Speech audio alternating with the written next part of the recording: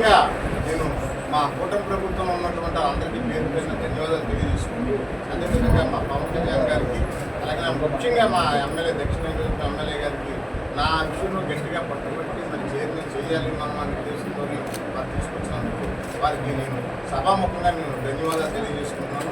అదేవిధంగా మనం ఏంటంటే నేను మాత్రం ఈ చైర్మన్ అంటూ ఒక పదవిగా నేనైతే భావించడం లేదు. కేవలం అమ్మవారికి సేవ చేసుకున్న అదృష్టంగా భావిస్తున్నాను.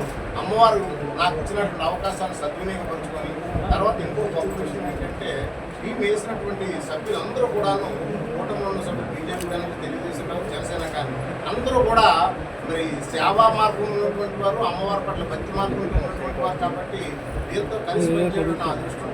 అదేవిధంగా మరొకటి ఏంటంటే ఆలయం అభివృద్ధి ముఖ్యంగా నేను ఎజెండాగా పెట్టుకున్న ఎజెండా కానీ ఆలయం అభివృద్ధి రేపు రానున్న రోజుల్లో దక్షిణ నియోజకవర్గంలో మన ఎమ్మెల్యే గారికి మంచి పేరు క్రికెట్లు ఎక్కడ కూడా చెడ్డ పని చేసాం చెడ్డ పడి చేసాం మాట రాకుండా ఎమ్మెల్యే గారికి మంచి పేరు వచ్చే విధంగా మనం అందరం కష్టపడి ఆలయం అభివృద్ధి పరచడం కోసం మనం ఇవాళ ఫస్ట్ బోర్డు మీటింగ్ కూడా ఇవాళ ట్రస్ట్ బోర్డు మీటింగ్ కూడా ఇవాళ పెట్టుకుంటున్నాం.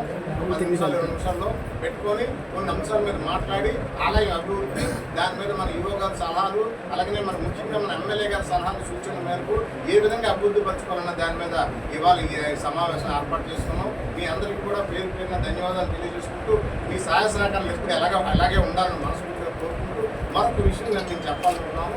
ఎందుకంటే మన బీఆర్ ఆఫీస్లో నేనేమో టాయిలెట్స్ అక్కడ ఉన్నాయి.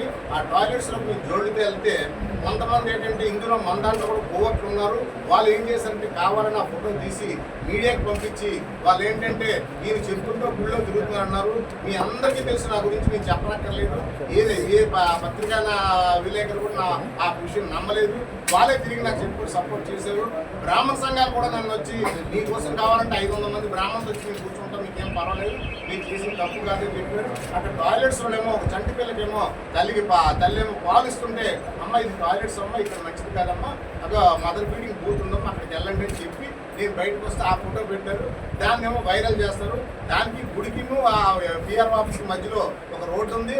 ఆ రోడ్డు కనుక కుటుంబాలు ఉన్నాయి. వాళ్ళు కంటిన్యూగా సైకిల్తో స్కూటర్తో లేకపోతే జోడుతో నడుస్తూనే ఉంటారు. కావాలంటే ఇప్పుడు కూడా వెళ్ళి చూడండి, దయచేసి అర్థం చేసుకోండి అని చెప్పి సందర్భంగా తెలియజేసుకుంటే